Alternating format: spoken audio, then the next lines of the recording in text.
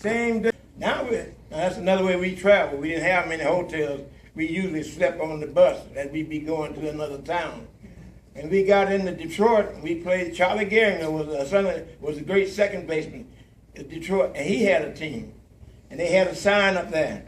We done beat 7 Negro teams in a row. Let's get number 8. And then the manager said, you know, we don't have the other guys. We don't have nobody else hardly ready. You think you want to try? I said, well, they done beat 7 in a row. What I care? Let's get if I get beat, I can't feel bad. It's in the book too where I beat them. I gave a few runs this time, but I won the victory. So that's when they're playing in Pittsburgh for the independent championship. That's not the majors, but Pittsburgh was one of the independent teams, and here come Hunter's Wagner out of Pittsburgh was the other. They let all the kids in that was under 16 years old, free. It was a big crowd that day for the championship. And this when the same Gus Greenlee patted me on the shoulder, the owner of all the number rackets and the big hotels. He said, if you win this game, I got a surprise for you. I said, whatever it is, I'm going out there and throw that ball. Sure enough, I ended up a victory 4-1. When I got through with that, he looked and said, now, you want to know what your surprise is? He said, Branch Rickey, the manager of the Brooklyn Dodgers, and Jackie was at Montreal, is sending Jackie Robinson and the All-Stars against Bob Feller and the All-Stars of Major League. And you own the team. Oh, my goodness, here this little country boy finna get a chance to play with all these greats. I was calling on the phone that night. Oh, well. And all of a sudden, the next day, I get a phone call. Come up to the office. Well, Ted, I told you sorry. They just brought in 2 more players, and we don't have no room for you. When my manager, that was the manager of my team, heard that, and he was supposed to coach, he said, I'm not coaching no more. You kick him off the team like that. I'll tell you who the 2 guys they brought in. You saw them up on the board there. Larry Doby and Monty Irvin.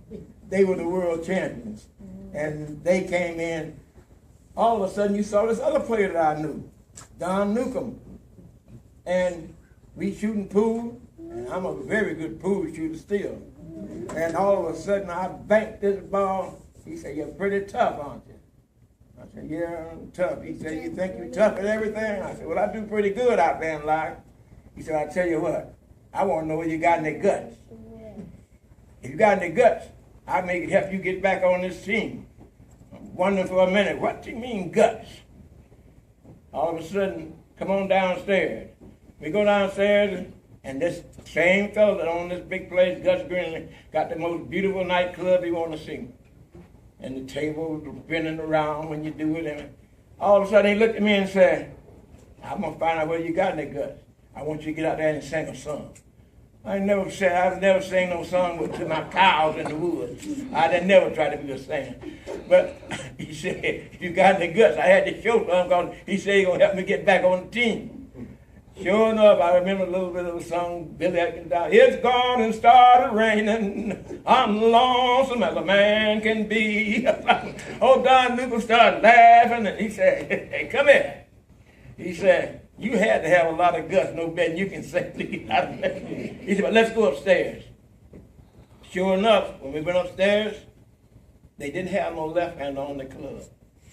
And they talked, and they said, now we really got enough players, but Don Newcomb, you need a left hander on the club. He said, well, he got one more game to play. And that was what, anybody ever heard of the Chicago Zulu Giants? They wore grass skirts. And I had to go to Chicago with the stadium and the field and play them. And I forgot about how I used to ease up on this arm a little bit.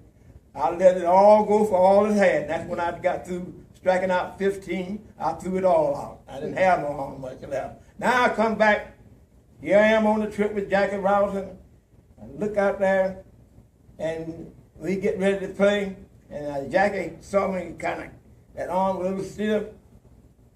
He told me then, he said, I can see the way you throwing warming up. I'm not going to put you in this game.